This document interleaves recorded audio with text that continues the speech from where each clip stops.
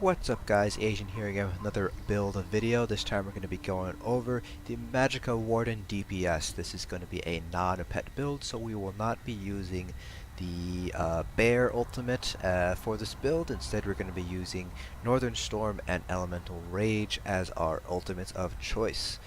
All that being said though, this is still a very powerful build. I actually managed to pull about equal DPS with this build compared to with the Bear, so just like with Magicka Sorcerers, pet and non-pet builds, the difference in DPS there is growing a lot smaller.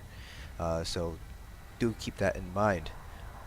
Just like our other build videos, we're going to be going over gear, skills, NCP point distribution, and finish things off with a 3 million dummy Parse so you guys get an idea of what the rotation will look like. And then we'll take a look at our comment metrics Parse, and then kind of talk about where Magicka Warden DPS kind of stand right now in the meta.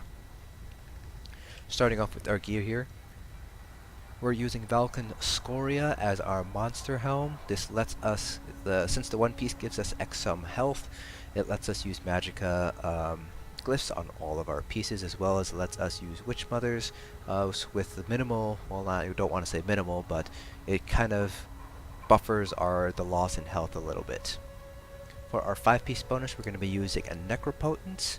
The Blue Betty does count for the 5-piece bonus. So if you see here,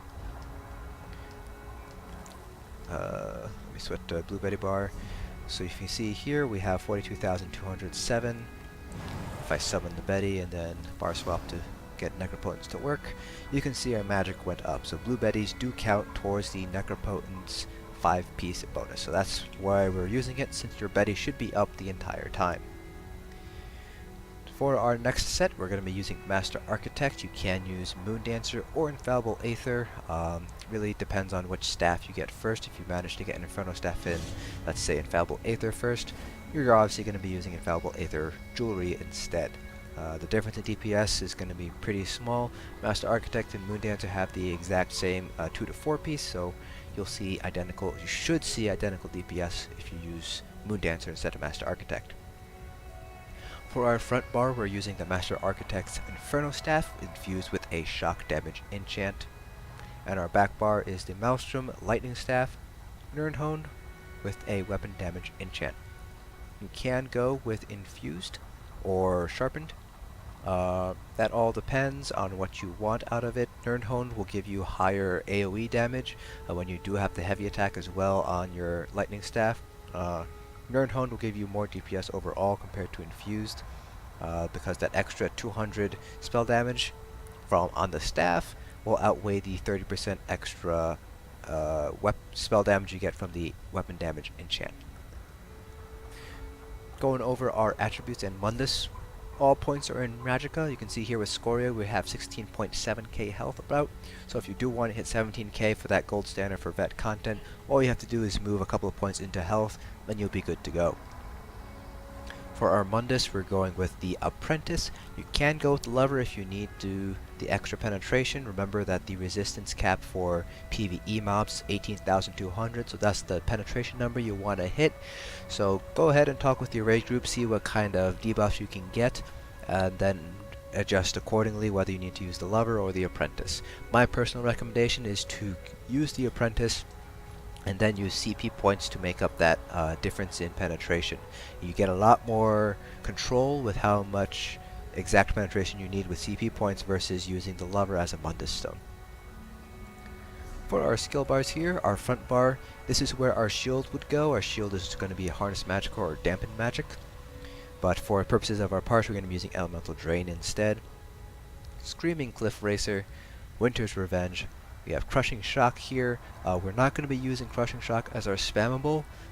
This is just there so we maintain our Ancient Knowledge passive. We do need to have a Destruction Staff ability on our bars in order to get that 8% extra damage on our Cliff Racer from our Inferno Staff. So that's why that's there. It's also useful to have if you do need a ranged interrupt. We have Inner Light and now Northern Storm. We're slotting this, we're not going to be using it. As you can see there, we get 8% extra Magicka while it's slotted, so that's a pretty big boost to our Magicka pools, especially when you take into consideration we're going to have even larger pool once we have Necropotence active. You actually can use this ultimate if you need that major protection. Some strats might call for something like a Templar Nova to give yourself some extra mitigation for some boss mechanic or something. So that does give you a little bit extra flexibility in terms of group with Northern Storm. For our back bar, we're running Lotus Blossom, Blockade of Storms, Fletcher Infection, Blue Betty, Inner Light again, and our Destro ulti. This is going to be the ulti that we use on fights and trash pulls, bosses and trash. One thing to note with the Magicka Warden, you do get Major Prophecy with Lotus Blossom and Major Sorcery with Blue Betty, so you might not need to use spell power potions. We'll be going over what those are in a few minutes, but because you get those two buffs from class skills, you might not need to use spell power potions. Instead, you can run different potions if you so desire. I still recommend running spell power potions in case you don't have it up, because you might not have 100% uptime on, for example, Lotus Blossom. So it is nice to have, but you don't necessarily need to run spell power potions. You could just run plain old restore Magicka. Going over our CP points. With Clockwork City, you now have 230 points. You can see there, 230 to put into each of your 3 categories. So I have 75 in the Arcanist, 75 in Tenacity. The other 80 points can be split among these 3 nodes however you see fit.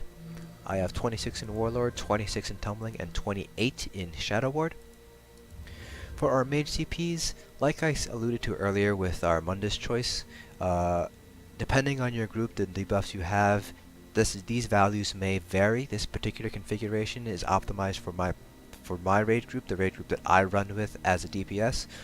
We only get Infused Torag's Crusher and a Stamplar with Power of the Light, so this particular configuration lets me hit the penetration cap, or get very close to it at least, while minimizing our loss from other nodes. Now, depending on your own personal group, for example, if you have Alkosh, you can take points out of Spell Erosion and put them back into those nodes. So, again, talk with your raid lead, figure out the math so you know how many points to put into Spell Erosion. 34 into Elfborn, 49 into Elemental Expert, 34 into Master at Arms, and 75 into Thaumaturge. Now, in terms of moving points around for Spell Erosion, keep 75 in Thaumaturge. You want that Exploiter passive. If you do need to take points out of other nodes to put them into Spell Erosion, take them out of Elfborn first, and then Master at Arms, and then Elemental Expert. Since Wardens in particular have a pretty bad spell crit rating, you'll see a less of an impact if you take points out of Elfborn compared to the other 2 nodes, Elemental Expert and Master at Arms. So take points out of Elfborn first. For our red CPs, this particular configuration is a one-size-fits-most. You can move points around depending on the content you're going to clear.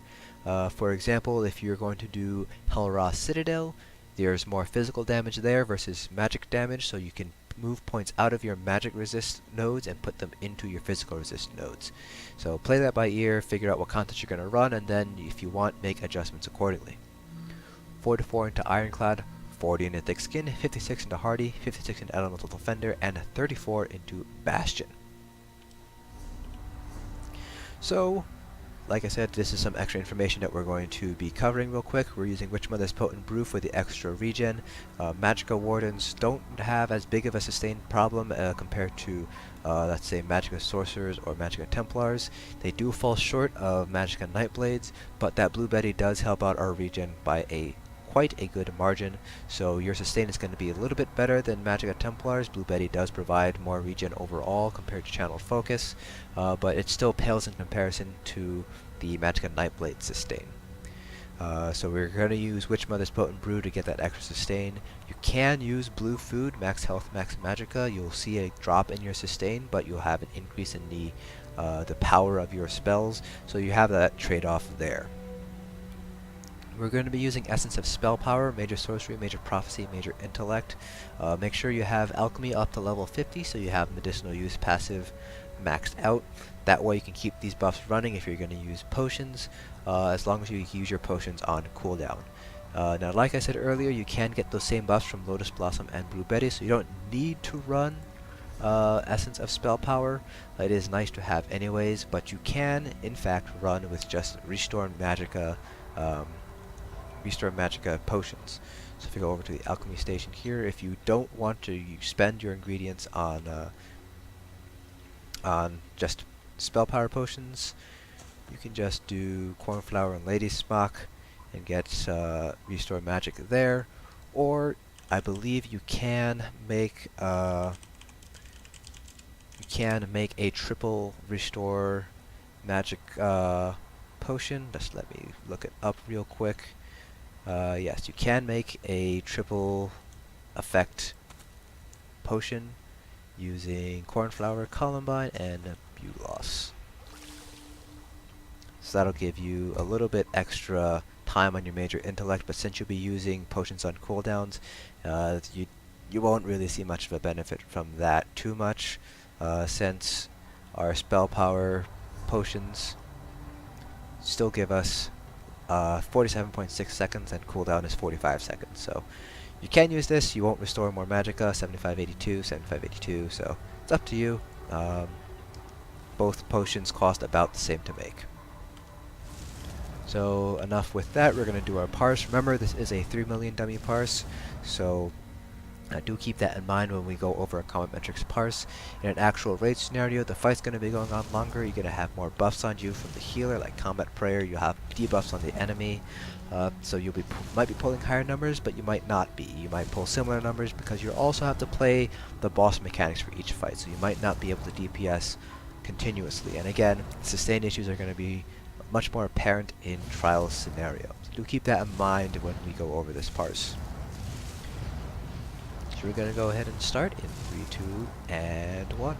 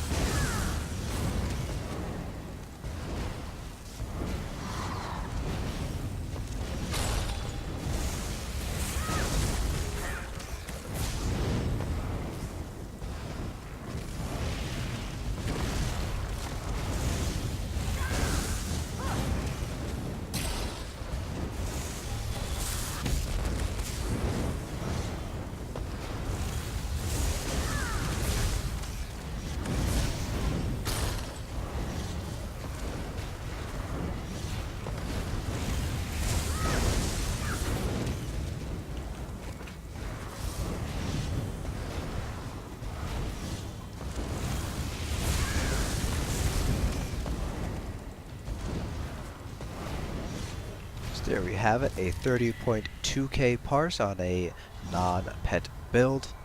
This was one of my lower parses. I have hit around 32k on a non-pet build before. I just screwed up a couple things there. I let a couple of dots fall off when I shouldn't have, so do keep that in mind.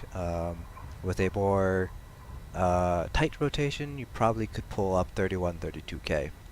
So quickly looking over our Combat Metrics Parse, Screaming Cliff Racer, it just deals a crap ton of damage. I mean, just look at how hard it hits. And I'm not necessarily far enough away to get that full 15% extra damage, so it could hit even higher depending on how far away you are.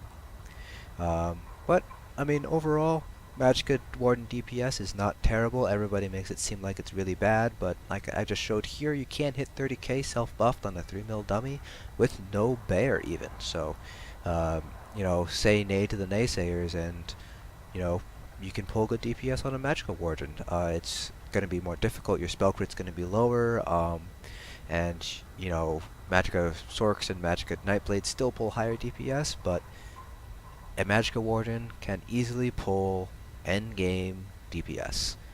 There aren't many DPS checks in the endgame content, and if you could pull the numbers, there's no reason not to bring a Magicka Warden. You bring to the table another ranged DPS option, so you're farther away from the action, giving you more time to react to mechanics.